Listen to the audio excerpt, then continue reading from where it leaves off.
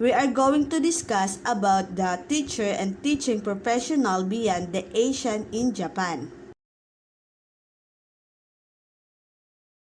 In Japan, the Japanese education system is highly centralized and is administered by the Mumbushu or Ministry of Education.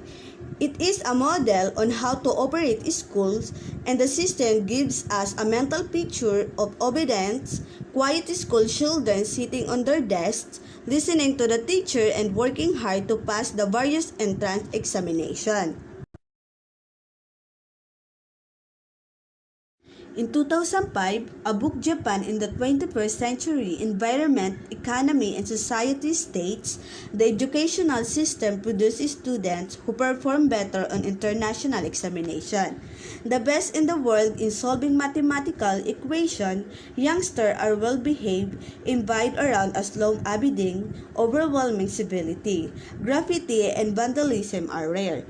And the school sport team not only bow to each other before the game, but rush over the opposing team's stand after the game to pay their respect. In Japan, education is free and compulsory for children from 6 to 15 years. Classes are large and teaching methods are usually lecture. Standard curriculum includes Japanese language, social study, math, and science along with arts, music, home economics, physical education with the greatest emphasis on learning the Japanese language. The Japanese education system is divided into the 5 basic levels. Kindergarten, elementary school, 6 years of schooling from grade 1 to grade 6. Most of the teachers are females. Lower secondary school, 3 years cover grade 7, 8, and 9. Men compose 2/3 of the teacher in these levels. Class size average is 38 and the period are 50 minutes long. And the upper secondary school offer academic, technical, and vocational program. The first year course includes Japanese language, science, English, and math.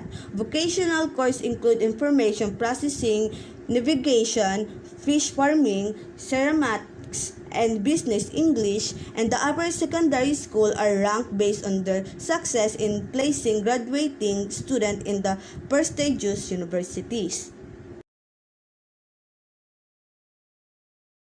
The teaching profession in Japan.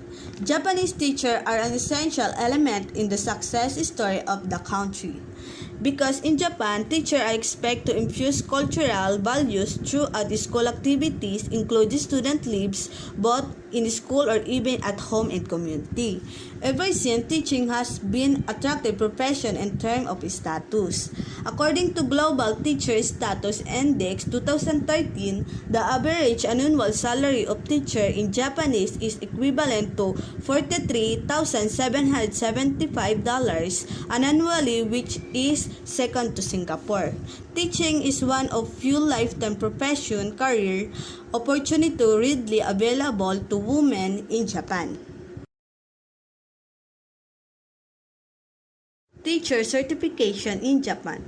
There are different requirements for certification to teach in preschool, elementary school, lower secondary school, and upper secondary school.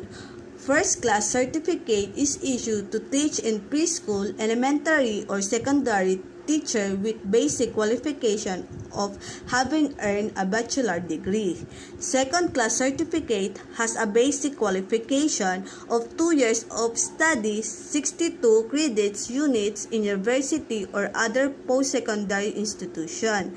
While secondary level without a master degree, the second class certificate will be issued.